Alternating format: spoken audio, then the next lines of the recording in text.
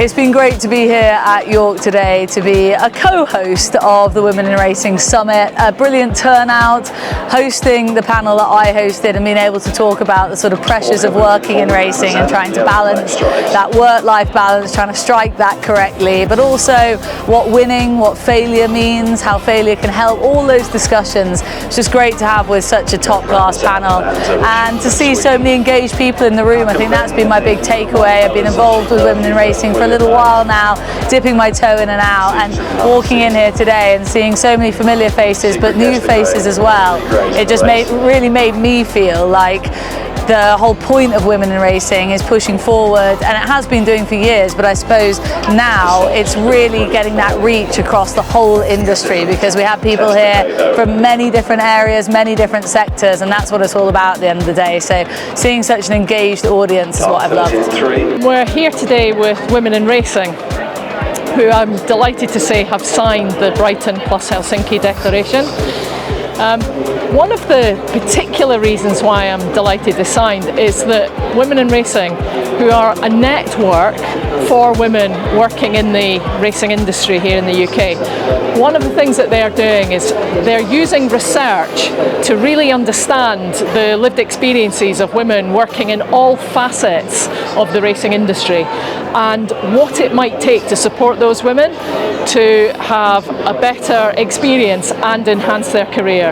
And they have so many resources at the disposal of not just the women working in the racing, but those employers who are employing them in the various roles. And I'm just delighted that we will be able to share those resources and the work that they're doing through the IWG network.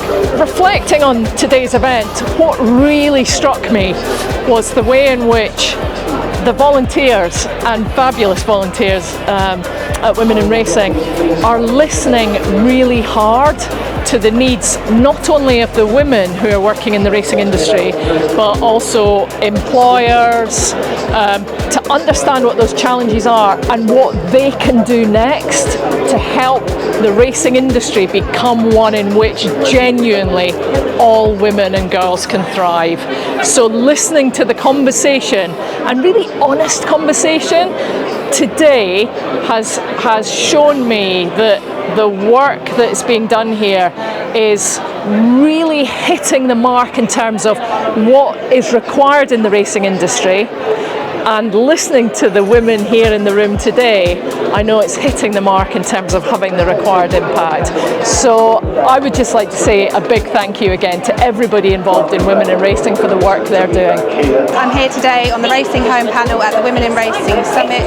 I think today was exceptional. The audience were so engaged, such a good vibe to the room. Everybody wanted to know more about everything that Women in Racing are trying to achieve, educate themselves on the Racing Home programme and what it can offer everybody. Talis is really thrilled to be sponsoring Women in Racing. It's a fantastic group of women and men that are really helping a lot of people within the industry. There's fantastic resources available within Women Racing for various aspects of work, and it's really just fantastic to be behind it. I'm at York Racecourse today. It's part of the Women in Racing Summit, where we've been talking about Racing Home, a project very, very close to the heart of many of the people at Women in Racing.